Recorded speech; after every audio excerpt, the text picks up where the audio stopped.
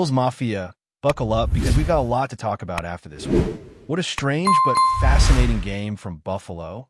A blowout win on the scoreboard, but one that left everyone buzzing for completely different reasons. Usually when the Bills dominate, it's because Josh Allen is throwing lasers all over the field. This time, it was the opposite. The passing game looked off. It wasn't broken, it wasn't disastrous, but it definitely wasn't what we're used to seeing from number 17. And yet, the team still managed to bulldoze its way to one of the most convincing wins of the season. That's why today we got to dig into what exactly happened with this passing offense, why Allen looked uncomfortable, and why, despite the concerns, there's still plenty of reason to breathe easy in Buffalo. Let's start with the numbers. Allen completed 12 of 19 passes for just over 160 yards and a single touchdown. His efficiency metrics, at least on paper, were solid, top 10 in expected points added per dropback across the entire league. But if you actually watched the game, you saw it. Something was off. The deep shots weren't there, the timing felt clunky, and Allen never looked fully settled. His average depth of target was only 5.5 yards, one of the lowest marks of his career.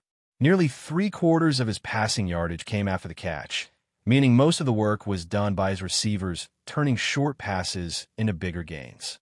And when it came to ball placement, Allen wasn't as sharp as usual. Roughly 1 in every 5 throws missed the mark. That's not unheard of, especially considering that guys like Dak Prescott, Baker Mayfield, and Justin Herbert all had similar struggles this week. But for Josh Allen, whose accuracy and confidence are usually unshakable, it stood out. Now, the easy thing to do would be to blame the defense. Maybe the Panthers had a scheme that confused him. Maybe they were disguising coverages or throwing exotic looks. But that wasn't really the case. This wasn't like the Falcons game earlier in the season when the defense clearly got into his head. Watching the film, it's pretty obvious that this time it came down to execution. Allen himself said it after the game. He wasn't comfortable, he didn't trust his mechanics, and he wasn't getting into rhythm. You could literally hear him saying trust over and over again in his post-game press conference. Trust my feet, trust my progressions, trust what I'm seeing. It wasn't about what the defense was doing. It was about what was happening inside his own head. And that's the interesting part, because when you hear both Allen and offensive coordinator Joe Brady talk about it, you realize they weren't panicking at all. Brady said something that really stood out on Monday. He basically admitted they didn't need to throw the ball much. When you run for 240 yards, why force it through the air? He even said he'd love to have games where they throw for 300 and run for 200, but that's not always how it goes. The message was simple. The passing game wasn't broken. It just wasn't needed. That confidence from the staff says a lot. They've seen this offense light it up through the air earlier this year, like that Baltimore game when Allen was carving defenses apart. So this wasn't a regression. It was more like an off-rhythm day that didn't matter because the ground game did the heavy lifting. Still, you can tell Allen was frustrated with himself. After the game, he said he wasn't trusting his feet, that he forced a couple of throws, and that he didn't settle in early. He even admitted that the hype of being back on the field after the bye week might have gotten to him a bit. It's rare to hear a player of his caliber talk so openly about that. But that's also what makes Josh Allen who he is. He owns his mistakes, he studies them, and he fixes them. He's done it before. Remember last season when he hit a bit of a lull against Baltimore and Houston before exploding again? This feels like one of those stretches. A few timing issues, a little rust, and maybe some impatience to make the big play. And that impatience is key. You can tell Allen wanted to remind the league who he is. Everywhere you look right now, the conversation is about other quarterbacks. Daniel Jones's resurgence, Drake May's rookie flashes, Patrick Mahomes doing Patrick Mahomes things. Allen's competitive fire is legendary, and when he presses too hard to create magic, sometimes it backfires. The best version of him is the one that trusts the offense, lets the game come naturally, and doesn't try to force hero ball moments every drive. When that version returns, and it will, the Bills' passing attack will look unstoppable again. Something else to keep in mind is that this version of the offense might be evolving. When Allen talks about trust, it's not just about trusting himself. It's about trusting his weapons. There were a few plays on tape where he clearly hesitated looked at a receiver, and decided not to pull the trigger. That tells you there's a bit of disconnect between what he's seeing and what he believes his guys can do.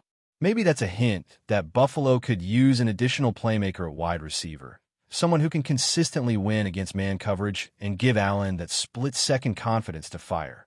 Because when he trusts what he sees, when he trusts who he's throwing to, he's as good as anyone on the planet. But let's not lose sight of the big picture. Even with a passing game that wasn't clicking, the Bills absolutely dominated. They ran the ball down the Panthers' throats, played suffocating defense, and looked physically superior in every phase. That's a great sign for a team that's trying to build an identity that can win in any condition. When the passing game struggles, the run game and defense pick up the slack. That's championship DNA. You don't want to peak in October. You want to be rounding into form by December. And the truth is, it's still early. We've already seen Allen play at an elite level this same season. We've heard national analysts talk about how advanced he is mentally, how he's dissecting defenses with surgical precision. That version of Josh Allen didn't disappear. He just had a game where things didn't line up perfectly. When you step back and look at it, it's actually encouraging. The Bills won comfortably, learned a lot about themselves, and now have film to correct the few things that went wrong. And it's not like these are massive, systemic problems. These are small, fixable details, footwork, rhythm, timing, trust. You clean that up in a week of practice, and suddenly the offense looks sharp again. Plus, this kind of performance builds balance. For years, Buffalo has been accused of being too reliant on Allen's arm. Now they've shown they can control a game with the run, grind out clock, and dominate physically. That makes them more dangerous long-term. So, while the conversation right now is centered around what went wrong in the passing game, the truth is there's a lot that went right everywhere else. The run blocking was nasty, the effort was through the roof, and James Cook looked like a man possessed. You could see it in every carry, the patience, the burst, the confidence. He wasn't just running through holes. He was creating big plays out of nothing. And when you have that kind of balance, it takes so much pressure off your quarterback. Josh Allen can afford an off day because the team around him can carry the load. That's what great teams do. At the end of the day, no quarterback is perfect every week. Even the best have moments when things just feel a little out of sync. What matters is how you respond. And if history tells us anything, Josh Allen always responds.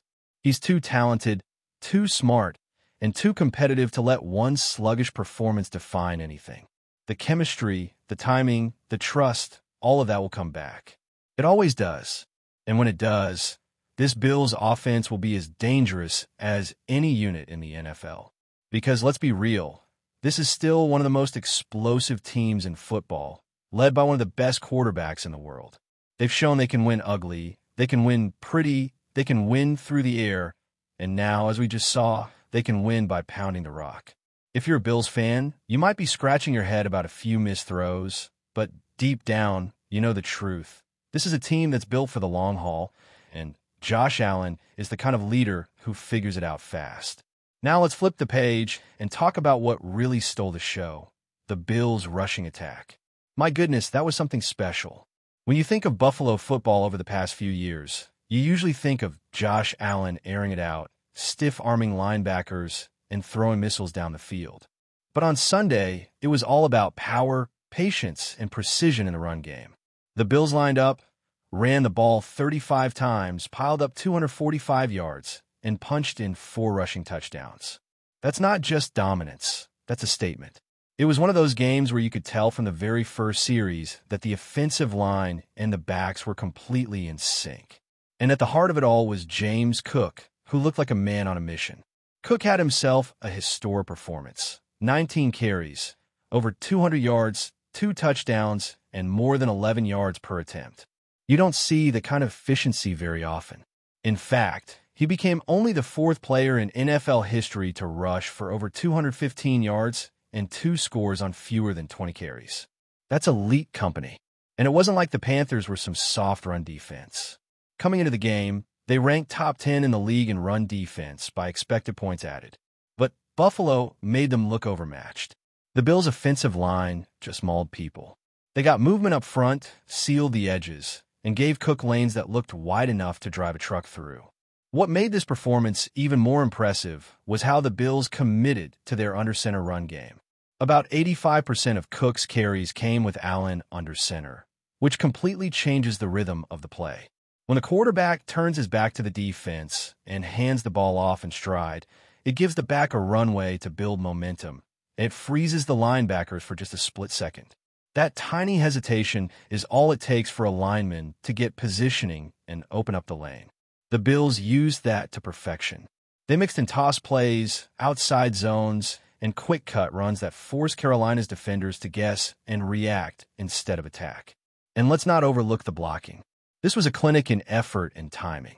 Every single player on offense seemed to take it personally that they were going to run the ball that day. You could see it in the way the linemen finished blocks and the receivers sprinting across the field to get a body on someone in the tight and sealing the backside so Cook could cut back with space. David Edwards, Connor McGovern, and rookie tight end Jackson were absolute monsters. Edwards and McGovern consistently opened holes on the interior, while Hamai played his best game as a blocker yet. For a young tight end to show that kind of technique and strength is rare. He was moving defenders out of the way like a veteran. Before we dive back in, make sure to hit that subscribe button and give this video a thumbs up. Your support helps us keep delivering the latest Buffalo Bills updates straight to your screen. And hey, don't hold back. Let us know your thoughts on today's news down in the comments. In what could be the NFL's latest shakeup, whispers are swirling around Buffalo's locker room after Bills head coach Sean McDermott reportedly made a striking statement regarding one of his own players. According to insiders close to the team, McDermott was overheard telling sources, "He won't play for me anymore," in reference to a currently active member of the roster. While the remark was not officially confirmed in a press conference, the words have sent shockwaves through the fan base and sparked a flurry of speculation across social media. The identity of the player remains a mystery, but the implications are enormous. Could this signal the end of a storied partnership, or is it merely a heated moment blown out of proportion? Analysts are already debating the potential fallout. Some suggest that the player in question may be considering trade options, while others believe McDermott could be laying the groundwork for a dramatic benching or even a mid-season release. Either way, the statement has cast a shadow over Buffalo's locker room dynamics, raising questions about team morale and internal conflicts. Fans have taken to online forums, dissecting every press interaction and practice report for clues. Theories range from disagreements over play calling to off-field issues, but one thing is clear. The Bills organization is navigating uncharted waters. Historically, McDermott has been a coach who values loyalty and cohesion. So for him to make such a definitive statement publicly, or semi-publicly, is raising eyebrows across the league. Pundits suggest that rival teams are likely monitoring the situation closely, anticipating potential trade opportunities or leverage in future negotiations. Even within the Bills' front office, insiders hint at a cautious approach. They acknowledge that while McDermott's words may seem severe, decisions of this magnitude often involve multiple layers of consideration, from contract implications to team chemistry. Yet, the rumor mill refuses to cool down. Fans and commentators alike are now fixated on the next official statement, any cryptic tweets, and even locker room photos that might offer a hint of who is at the center of this storm. Whether this is the beginning of a mid-season shakeup or simply an emotional outburst from a fiery coach, the league is watching closely. If McDermott truly means it, the ripple effects could reshape Buffalo's season and alter the trajectory of one player's career. As the NFL world holds its breath, one certainty remains. The Bills' locker room is suddenly the hottest rumor mill in professional football. That's a wrap for now. If you enjoyed the video and want to stay on top of all things Buffalo Bills, make sure to subscribe and hit that like button. We'd love to hear what you think in the comments. See you in the next update.